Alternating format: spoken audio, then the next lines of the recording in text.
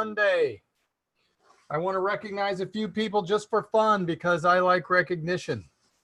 Welcome aboard, everybody. We're on our leadership call. I want to recognize, just from the last report I just got, total bookings. I'm for Booking Buddies. Ivalio Devijiv, sorry I butchered your name, 30 total bookings. Atanas Shalev, sorry, 20 with 20, yeah. And then Levi, ever present, with 14, tied with Pierre, Carter, and Dennis Fakirian. Sorry, I'm really sorry about the names. So sorry. You know I like you. I just can't read. All right. Also, I want to recognize just activity-wise, we've got people with a lot of points. Eustace, 244 points this past week. Lucas DePaz, still just a young buck with almost 240 points. And Carl Martin Tam with 237. So, wow. And Miguel, very close behind, 193. So anyway, welcome aboard.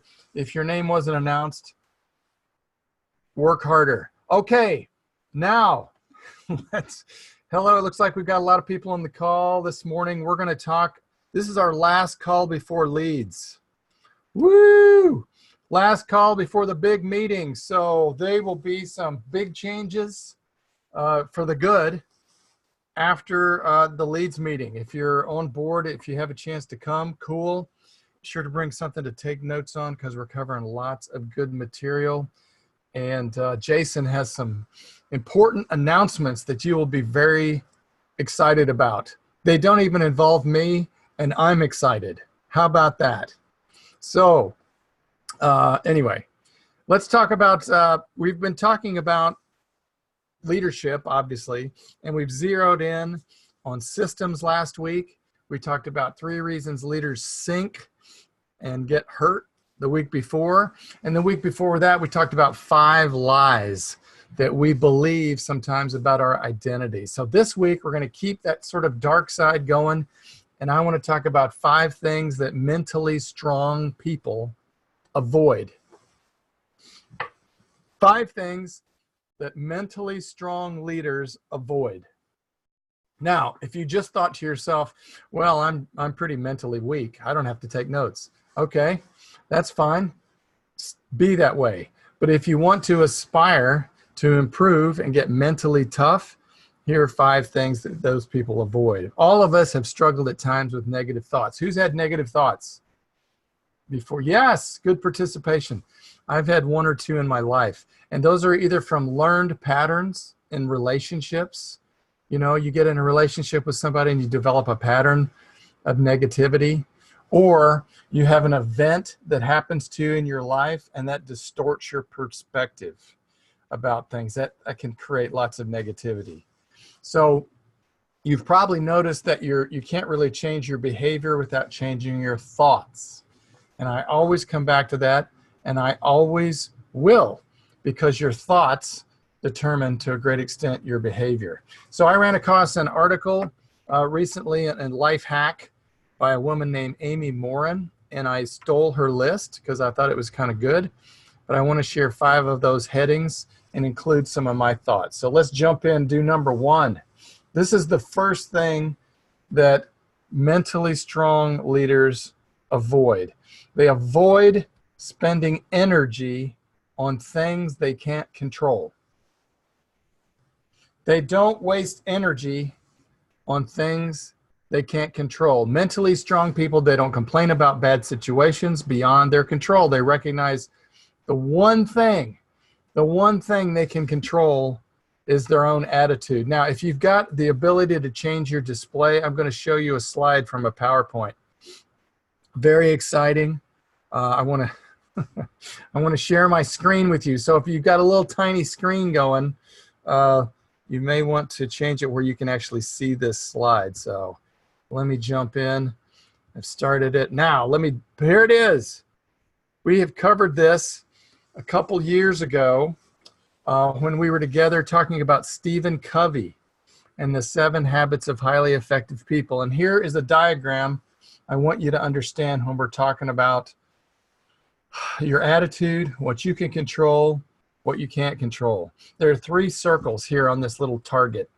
if you can see that. And if I could have typed the words in differently, I would have. Most people's red zone, the circle of concern, is huge. They worry about all kinds of things that are out of their control. There are things that make them anxious. There are political things going on. There are rumors of wars happening. So people spend a lot of energy thinking about, worrying about their circle of concern. And that makes that circle bigger when you put your energy into it. Now, what's the one thing we have control over? Do we have control over the world political climate? No. We are in that little green circle in the middle. We control ourselves, what we think about. And so that circle can expand or contract. And the more energy you put into the outer circle, the circle of concern, the smaller your circle of influence, the smaller your circle of control. Does that make sense? The more energy you invest in what you can control, yourself, guess what happens? Your circle of control expands. Your circle of influence, which is really key when you're talking about clients and making calls and calling on them, your influence increases. And guess what? Your circle of concern, the red zone, decreases. It gets tinier. You with me? Does everybody get it? So most people in the world are going to spend their energy in the red zone. Like, oh, what am I worried about? Oh my gosh, so many things are bothering me. I'm freaking out about life.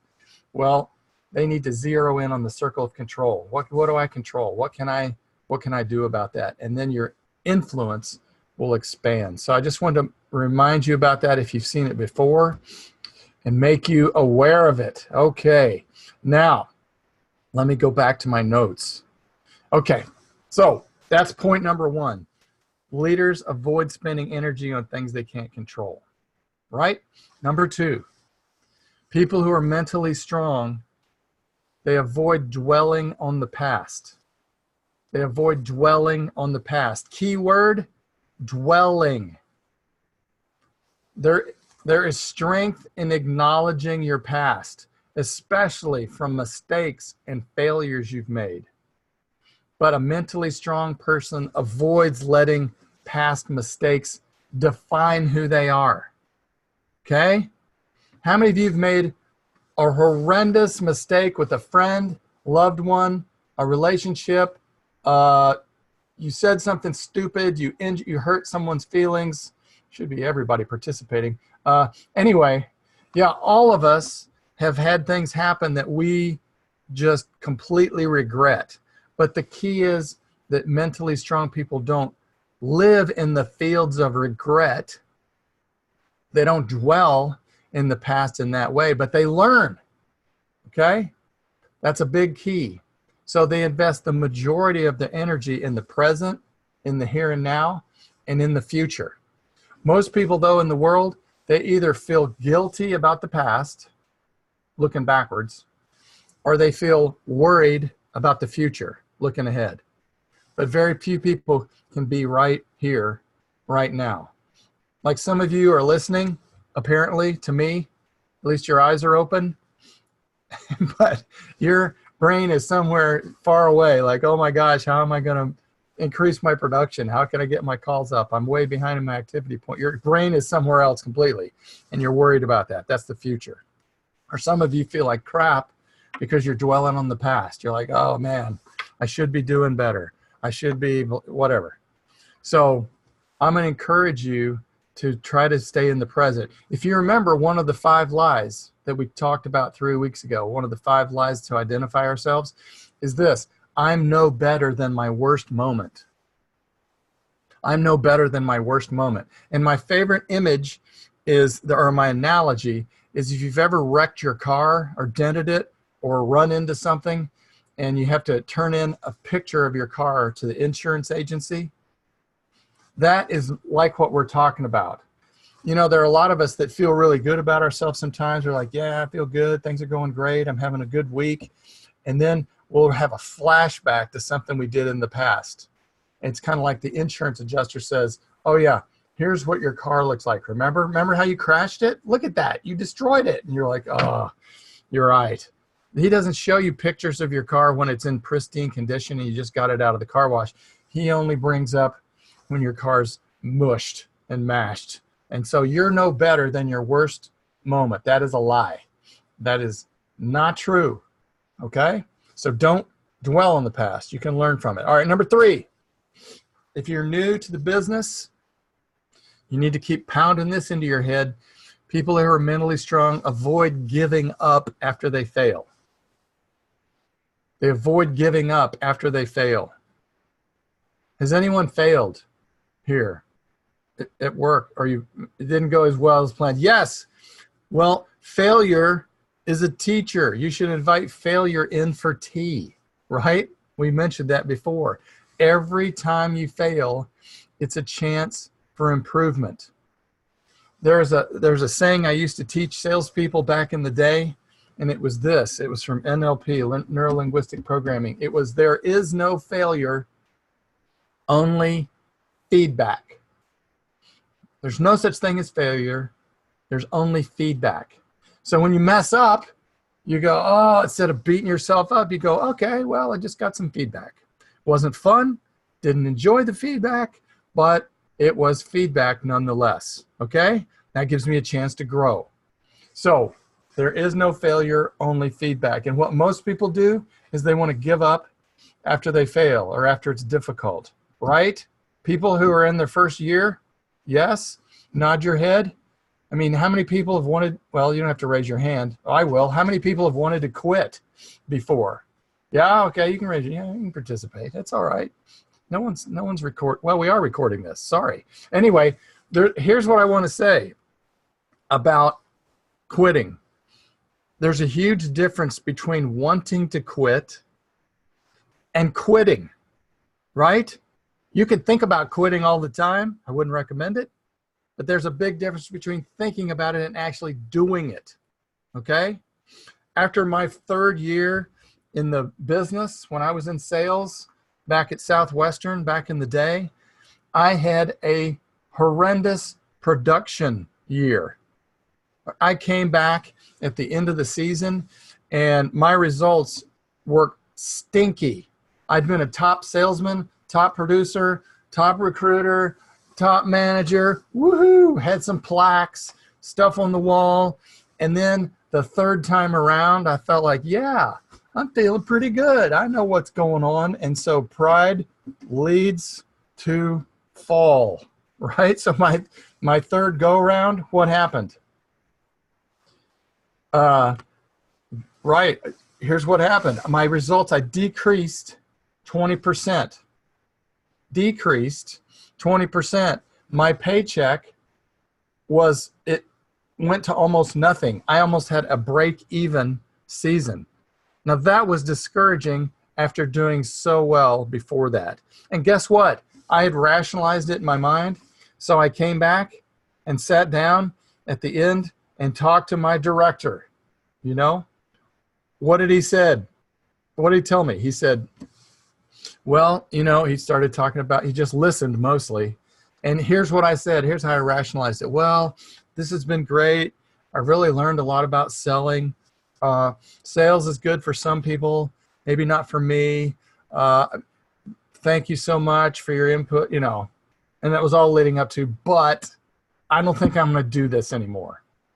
And so he kind of listened and coached me through it, encouraged me that things would get better and not to give up after I failed. And I did fail. I mean, most of the team I had exited. They all quit first, and I was kind of like the last man standing. So really bad. So anyway, I don't want to sit and talk about myself, even though that's my favorite topic.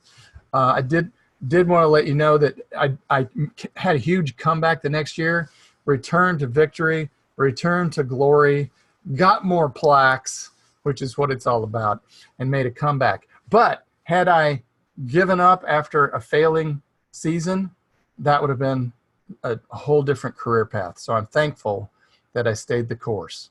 If you ever read your Bible, it says in the book of Romans, we know that God causes all things to work together for good to those who love God and are called according to his purpose. So what that means, translated, is everything, even the crap stuff that we do and the failures we have, can be used for good if we keep it in the right perspective. Okay, good.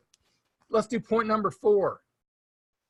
Point 4, the fourth thing that mentally strong people avoid is they avoid resenting other people's success. Now this one is tricky. Strong people avoid resenting other people's success. And you know what that's called? It's called envy.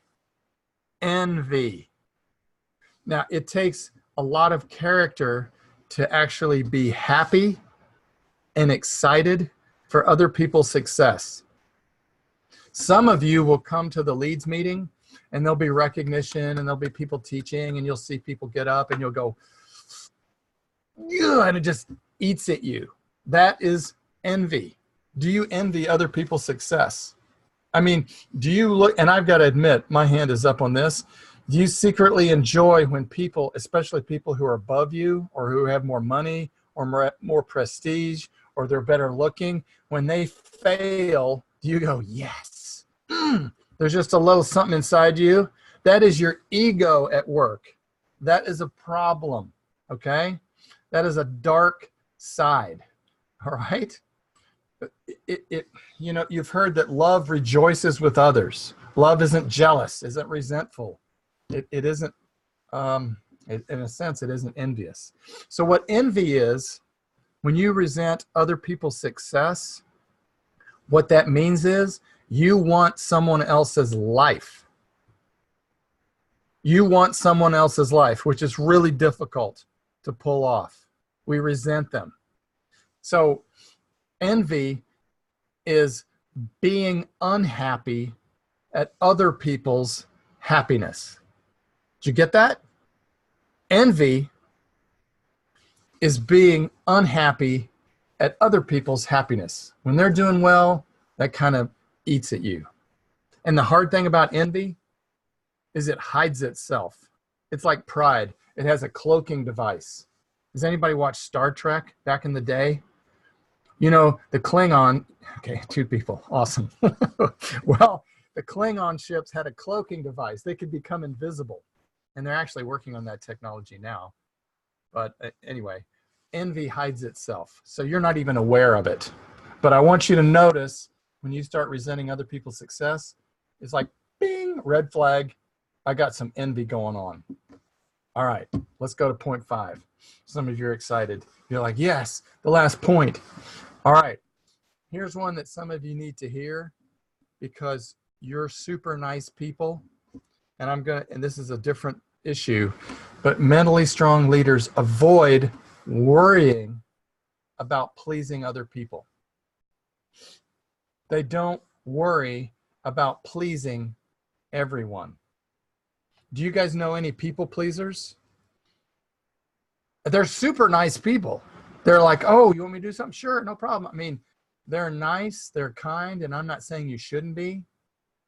But people who go out of their way to please other people, who want approval, they have issues as a leader because there is no place you're going to have in your journey in life being a leader where you can make every person happy all the time. There will always be people who criticize you, and we're going to talk about that with my Maxwell presentation on Tuesday. People will always be critical. People will always be, you know, envious of you, huh? So don't worry about pleasing everybody. People who are mentally strong can withstand the possibility that somebody's going to be upset with them, even if they speak up, okay? Now, this was a problem. I am outlining problems I had.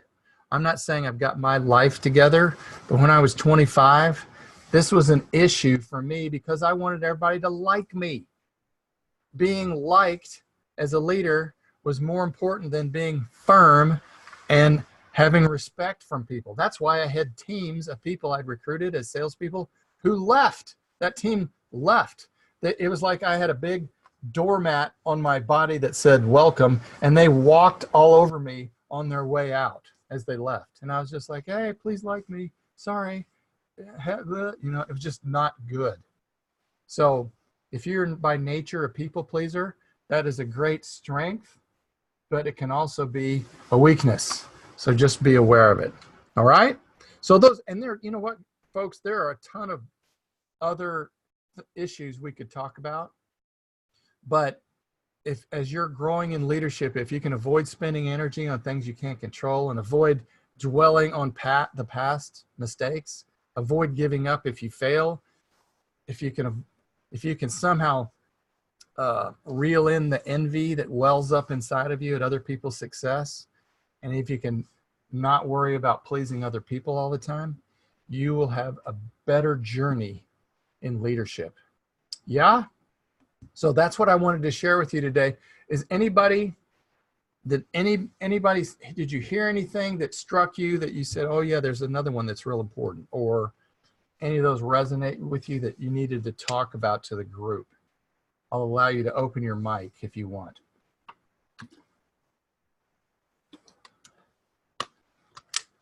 Hey Lee, it's Jason. Who is it? Question: How do we take this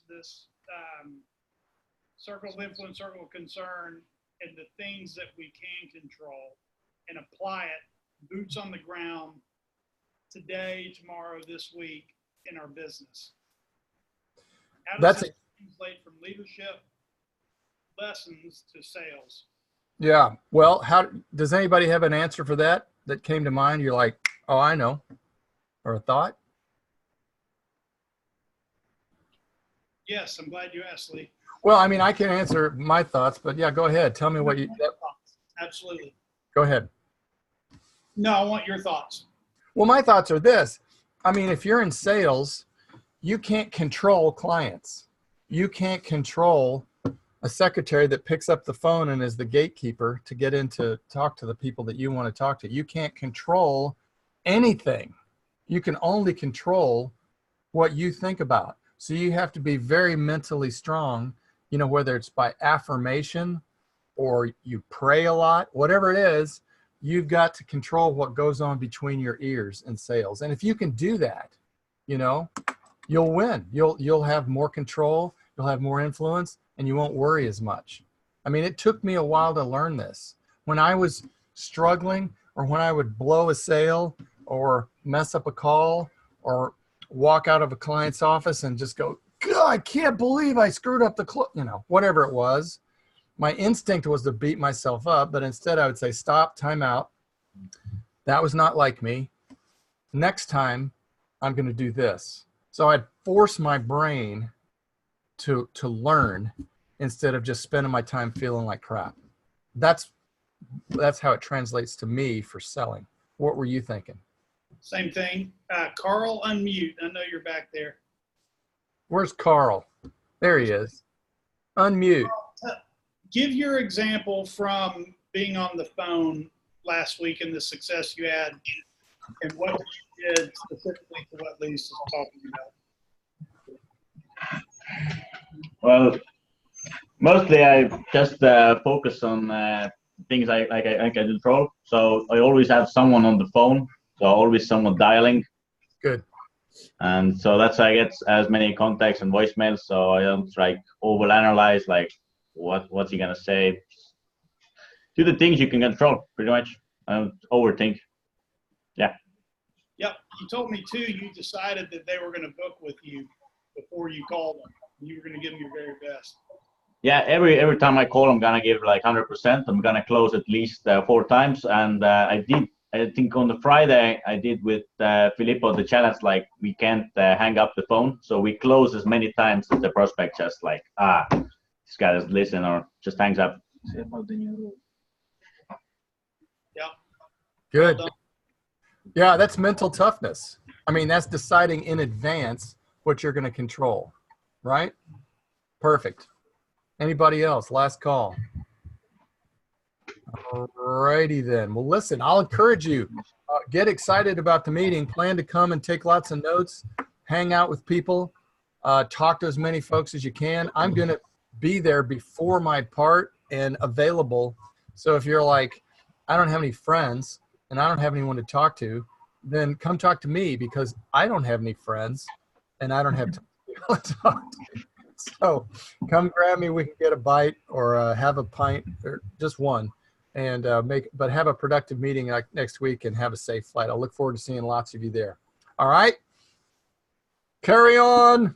You're winners. See ya. Thanks for attending.